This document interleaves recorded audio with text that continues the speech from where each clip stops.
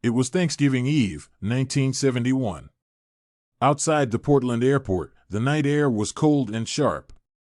Frank felt it pierce his lungs as he gazed up at the 727 jet, lit bright against the dark sky. In 24 hours, he would be sitting down to turkey dinner with his wife and daughters. But first, he had a plane to catch. Frank showed his ticket under the alias Dan Cooper. To any casual observer, he seemed like just another holiday traveler. But beneath his smart business suit and raincoat, Frank carried a briefcase holding a ransom note and a bomb he had fashioned himself using dynamite. Once settled into seat 18C toward the back of the nearly empty passenger cabin, Frank ordered a drink to calm his nerves. He knew once he handed the stewardess the note, there would be no turning back. His family would never look at him the same way again. But he was a man driven by desperation. You see, Frank had recently been laid off from the aerospace plant after almost 20 years building airplanes. The mortgage payments were piling up, and providing for his wife and 2 young girls seemed impossible on meager unemployment checks. He had tried talking to the bank about delaying payments, even approached family and friends for help. But all doors closed in his face. As the bank foreclosure notices kept coming, Frank's world narrowed to a single, reckless possibility: parachuting out of this plane tonight with a briefcase of stolen cash. The moment the seatbelt sign turned off, Frank slipped the neatly typed ransom note to a passing stewardess. He then opened his briefcase just enough to reveal wires and red sticks nestled inside, while keeping the bogus bomb out of sight. The terrified stewardess quickly summoned the pilot, who radioed air traffic control. Authorities on the ground were stunned by the audacious mid-flight hijacking. But Frank remained calm and courteous as he directed the pilot to land in Seattle and retrieve a case holding $200,000 cash plus 4 parachutes. Once safely landed and evaluated in Seattle, the plane sat refueled on the rain-slicked tarmac.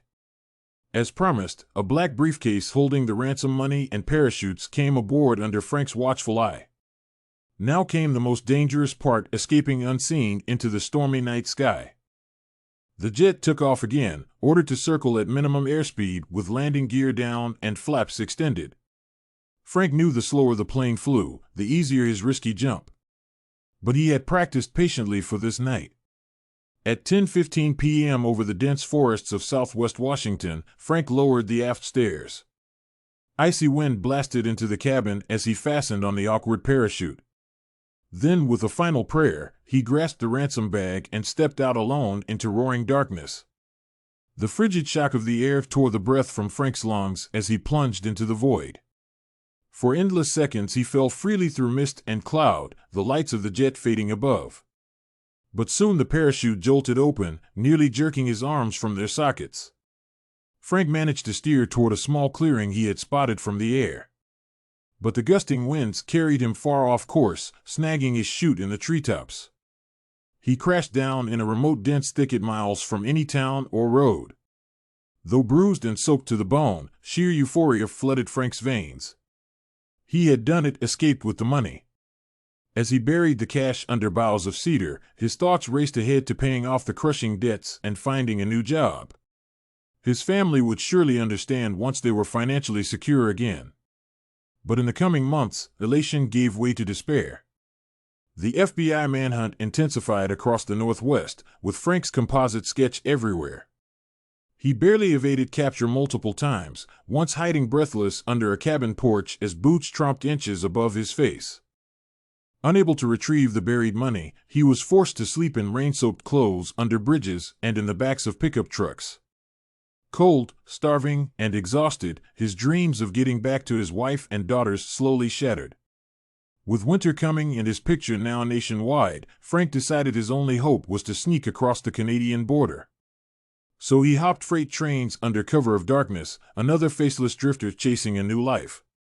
He hoped somehow, someday, to return for the ransom money and redeem this madness. The years passed uneventfully as Frank drifted north through Alberta, taking odd logging jobs for cash under the table.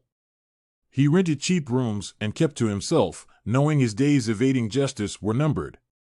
Each Christmas, he would craft long letters to his family, knowing they could never be sent. By 1981, Frank was living under an alias up in British Columbia's interior.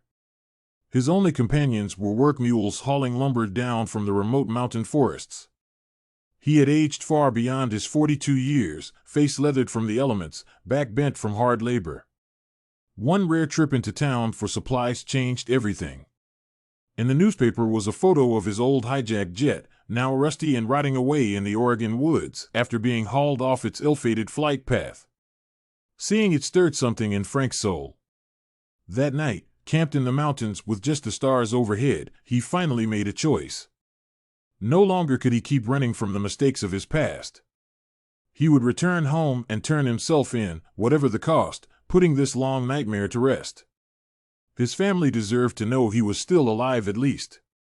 2 weeks later, Frank walked into the FBI headquarters in Seattle wearing the same black tie and white shirt as the wanted posters described. He confessed calmly to his crimes as the dumbstruck agents called investigators who had vainly hunted him for nearly a decade. The legend of D.B. Cooper would end not in a fiery shootout, but a quiet surrender. Though the ransom money was never recovered, Frank was content knowing he had made peace with his decisions at last. He had parachuted out of a plane that night, but could not escape his own conscience. Frank's family wept in disbelief to see him, now aged beyond his years, emerge from the shadowy past. But as he stood trial, even the prosecutors could not help admiring his integrity and ultimately turning himself in. He was sentenced to just 5 years, most of it suspended. In later years as a free man, Frank got to see his daughters graduate college and meet his grandchildren. He lived humbly but joyfully, reminded each day of life's true blessings. Whenever his notorious legend was brought up, Frank just smiled quietly. He hoped his humility might inspire others not to run from mistakes, but face them. The chance to make peace with oneself is life's greatest gift.